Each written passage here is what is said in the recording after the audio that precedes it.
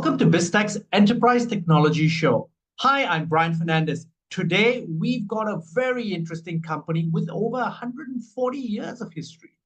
And with us, we have Anu Rathninde. He's the APAC President at Johnson Controls. Johnson Controls is a world leader in smart building solutions focused on creating safe, healthy, and sustainable environments. For nearly 140 years, the company has been in the forefront of improving building performance and is today transforming the industry with award-winning digital technologies and services. Now, to tell us more, Anu, welcome to the show.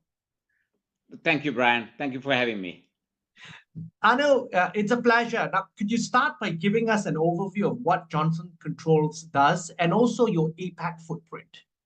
Thanks for having me again, Brian. So, like you said, Johnson Controls is a 140-year-old company. Since founding the company by Professor Warren Johnson, he was teaching in the class, and then he wanted to adjust the temperature in the room, and then he invented the thermostat. So you can imagine how long we have been in building technologies, and of course, over the years, only way you stay in the industry and the only way stays you continuously innovate and coming up with new products and technologies that is relevant. And today, Johnson Controls is a world leader in smart building solutions. We're offering the world's broadest product portfolio, and then with the digital platforms, and ultimately offering the smart, healthy buildings that is in a sustainable manner, not only providing the healthy buildings and at the same time helping achieving net zero as well. And in Asia Pacific, we do cover all large markets, and depending on the country, we have been in Asia, like in Singapore, we have been there for 40 years, and in Japan over 60 years, and so on. So we have a very broad footprint from Japan, Korea, and of course China, India, Australia, and Southeast Asia, providing these solutions to our customers. Now, Anu, traditionally, of course, as you said, building solutions is, any sort of new intelligent building probably has some sort of Johnson Controls capabilities built into some of them. But the key thing in the last couple of years in the Asia-Pac region has really been just this explosion of data centers. Give us a sense of this explosion and this rapid growth of data centers and what's fueling this. No, absolutely. I mean, what we're seeing in data centers, it's almost like nothing we saw before, right? The amount of the growth potential that we see on the data centers, and now people start talking about in a gigawatts, and so no longer in a megawatts, and that's the level of capacity that's required. And with the AI coming in, with the large language models, and they're consuming like a 10x of a traditional search engines. So then you're needing much more power and more space to provide the necessary data center capacities required. But again, there are massive limitations on energy, on space, and then the sustainability goals as well. And that's where the challenge comes in. So the demand for the power is increasing, but at the same time, it's a challenge for affordability on the power and operational cost, as well as on sustainability goals. And that's where Johnson Controls comes in with our smart building solutions. Okay, I want to take two case studies as an example, and these are around countries. The first one we want to talk about is really one of the most mature and advanced markets in the APAC region, Singapore. Land scarce, heavy on technology, very expensive operating environment. And then at one point, as they were building data centers, they reached a point when they realized, hang on, we can't keep doing this anymore. Walk us through then what happened there, and then how then this whole future of data centers, and of course, Johnson Controls business then spilled over to markets like Malaysia and the rest of Southeast Asia. No, I think if you look at, I mean, for the same reasons that you discussed, there are limitations on space and there are limitations on power, but at the same time, countries have committed to certain time frame when they are going to achieve the carbon neutrality as well. So Mhm. I mean, some countries probably more committed than others on those on those goals. And when that happens, I mean, people have to make tough decisions that where you operate what and what you allow, considering all different goals you need to achieve, and then what you can afford. I mean, let me give you an example, because we have hyperscalers, and then we have colos customers, and in Australia we had one hyperscaler came in and say, hey, we have this opportunity, we want you to support on these integrated solutions and implement your systems, and also third-party systems when necessary, and then connect them on a digital platform, and ultimately providing the savings that is necessary. And we were able to provide, just within 8 months, 1 million kilowatt hours of savings. That is $70,000 of savings just within 8 months. That was only possible because we had that ability. We understood the overall system goals, overall purpose, and then we had the ability to provide that integrated solutions. And a similar thing happened in Japan as well.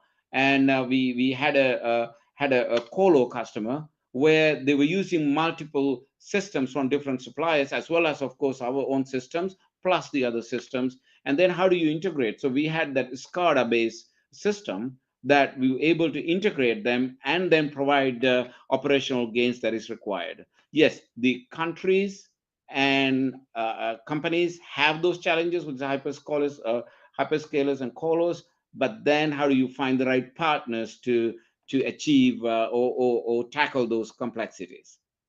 So Anu, let me take a step back and look at two different scenarios again. One is a scenario where it's a white sheet of paper, and obviously that is easy for you to then integrate your solutions and literally from the ground up build in savings and efficiencies and help companies achieve their ESG goals and so forth. But Anu, that's one scenario. But the other scenario is actually perhaps a tougher one, but then where potentially more savings are. Old buildings and retrofitting and putting in new technologies from companies like you. Walk us through some of the scenarios where you've actually helped companies across the region achieve this with older I mean, buildings. that's a great question, Brian. I think if you look at in Asia Pacific, there are buildings that are 20 years old, but the building is really good, and they're probably still not fully depreciated. Building is really good, key locations, but 20 years ago, technologies were very, very different. And you know this, Brian, that the people thought that the green savings are in automotive industry and solar arrays and so on. So we went and developed the electric vehicles and solar arrays and wind farms and so on. But then suddenly realized 40% of carbon emissions are coming from the buildings, and the buildings were ignored. And the buildings were ignored, and the building owners and the general contractors, and they put different systems and three bids in a buy, and you just buy and install equipments, and they were old equipments, and nobody thought that the buildings is what ultimately going to be the elephant in the room to achieve the net zero goals, when 40% of the carbon emissions are coming from. But that realization wasn't there 20 years ago, 30 years ago. But then what do? You demolish that whole building, and then the come up with the new strategy? No. So then we go in and take out those equipments and put the new equipments that is what is new equipment means? New equipment means have better efficiency. Better efficiency means use less energy. And new equipment means they are IoT. They are connected. They digitally can be connected, and not the 20 years ago. They're not connectable. And now you've got high efficient equipment using less energy, and you have digital connectivity, and then you can use a digital platform. And with that digital platform, you collect the data, analyze the data, and then you ultimately provide the autonomous building, because you automatically intervene and change the operating mode, so change the operating conditions of the buildings to ultimately give an autonomous building. Just like autonomous car without the driver, autonomous Mhm. building is operating without a technician having to go and turn on and turn off for example, air conditioning situation or cooling water levels based on how many people are in the building. But imagine that is taken; those decisions are taken automatically. So I think that's the power, and that is how the retrofit is going to be a big part of the formula towards achieving net zero goals. Now, can I ask you then? So you've just now given us some really interesting insights. The 40% contribution, that's a number that sticks in my head. And also then how retrofitting is really going to help achieving the net zero goals. But if I'm a building owner or I'm a REIT, for example, and I own a lot of buildings, this all costs money. What sort of percentages are we looking at? What sort of paybacks are we looking at in terms of my buildings? If I've got a 20-year-old building, so nothing very old, let's keep to that scenario. 20-year-old building needs a refresh, and energy costs are going up. I call Johnson Controls to come in and help me as a partner. What am I looking at? Give me some scenarios of cost and then return on investment. No, that's a great question, Brian. I think we get asked that question a lot. So oftentimes when we have technologies that can save your energy bills, that can help achieve your ESG goals. Okay, but I don't have capex to do that, right? I don't have capex. I like the OPEX part because I'm going to pay less in my monthly bill, but I don't have money for the initial investment, and I also can't shut down my operations until we retrofit it because the building has to run. So then that's where we bring in solutions, right? I think there are many institutes have this capex funding available, and we in Johnson Controls realized that we want to help our customers, and we created our own Johnson Controls Capital. I mean, JC Capital. It's a branch, it's an arm of Johnson Controls, where we provide that capital. We show you we go and study, we can collect data and analyze, and we come to Brian, your building, and we analyze, collect data and say, this is the savings you can get on your OPEX side in your monthly operational costs. And this is how much you can reduce your downtime, you can increase your uptime, and you can keep running operation and pay lower bills. Your ESG goals are getting better, you're paying less bills, but you need this much of capex investment to do that, to put the infrastructure. Okay, then we provide the funding necessary, or we work with the other organizations that's available to do that. And recently, I signed multiple the MOUs and so on with our customers and key partners because we work in collaboration to do that. I think that's how we help fund that. Because your OPEX part is easy because you're how much you save. Correct. It's the capex that's the challenge. The capex challenge, right? It's a capex challenge, and that's where the funding is going to be helpful. Now, Anu, are you able to share some specific examples of projects that you've worked on and some of the savings that are quantified after that? I think yes, I am. I mean, I just mentioned an example in the data center space in Australia with the hyperscaler that we were able to save $70,000 in 8 months. I mean, that's a big number on your savings. And then we have multiple projects that we have funded in Singapore and in Malaysia and in Australia, for example, where we provide that capital funding, and then we provide the savings on your daily bills.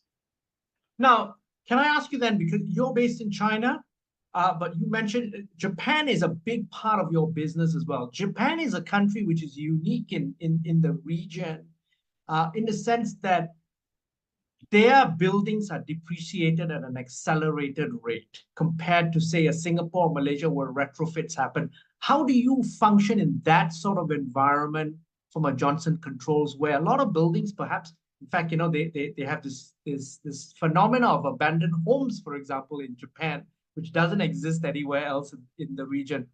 How is your Japanese business impacted by that sort of thinking? Well, I think it's a mixed scenario. So we do see in Japan, where we have very successful business in Japan. It's very successful, the controls, building controls business, and we have been doing that for about 60 years.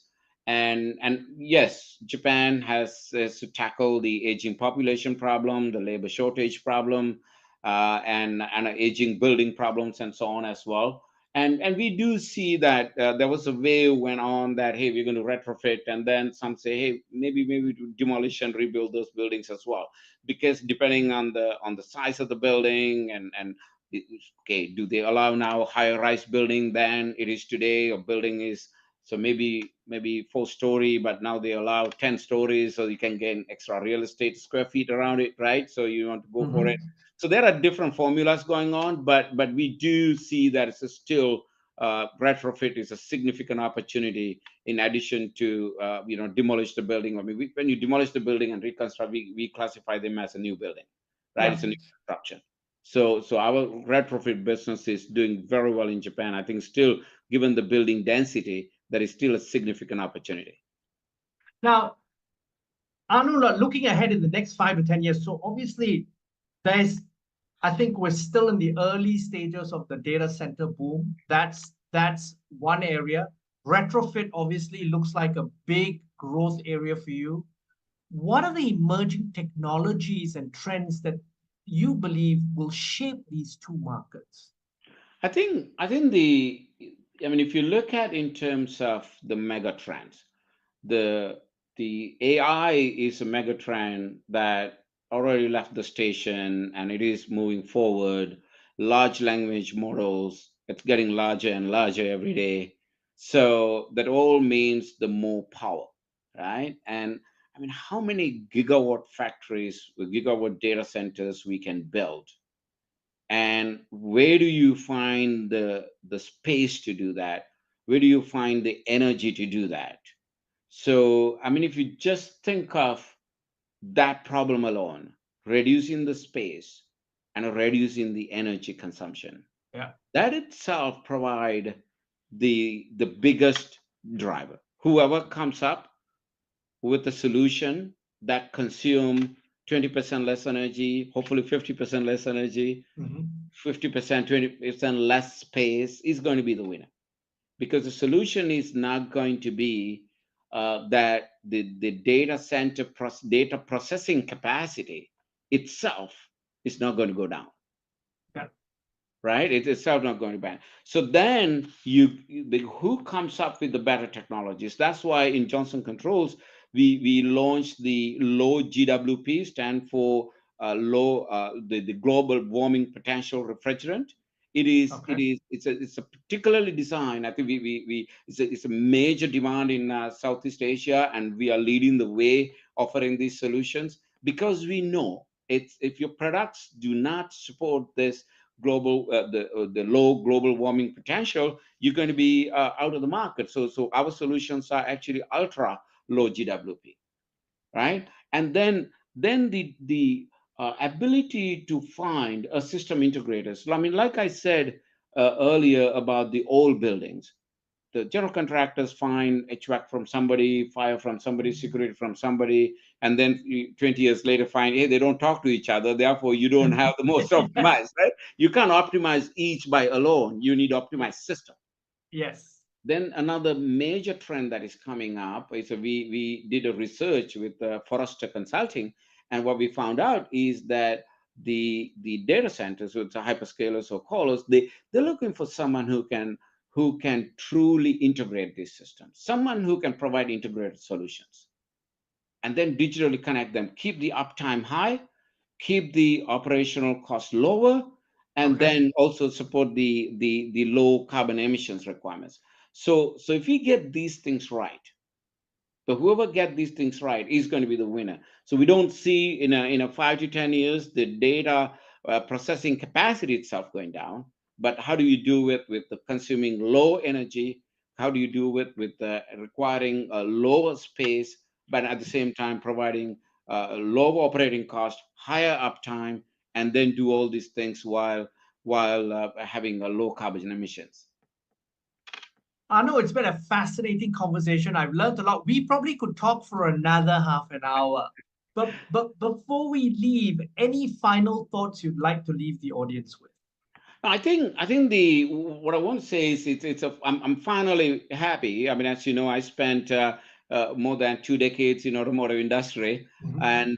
and quite frankly, now I see the impact that buildings are making. It's the elephant in the room. It's a 40% of carbon emissions, and HVAC is 40% out of that. So it's a major area. And now with the data centers, with the AI, higher power requirements, and we got to solve this problem. And you're not solving this problem alone. The Johnson Controls cannot solve this alone. Governments can't solve this problem alone, and not a single player can do it. It requires the ecosystem to come together. And I was very pleased that in Singapore, I signed an MOU for partnership with a couple the last week with the Data Center World event in Singapore. And then similarly, how do we get the whole ecosystem going? Whether it's a policymakers, governments, academia, and industry leaders coming together. I think that's what we need to do, Brian. The program like this that you're doing is bringing this message across, and getting whole ecosystem partners and doing their own part and thinking and acting like one. This is a big problem that we got to solve together, will go a long way. And Brian, your personal contribution towards that is highly appreciated. Anu, on that note, thank you very much for taking your time to be on the show. It's been a pleasure. Thank you for having me. Now, we've been speaking to Anu Rathninde, APAC President at Johnson Controls. I'm Brian Fernandez, and you've been watching and listening to the Enterprise Technology Show. This show will be on our website, www.biztech.asia, as well as our syndication partners, TV stations, radio stations, and websites. Thanks a lot for tuning in.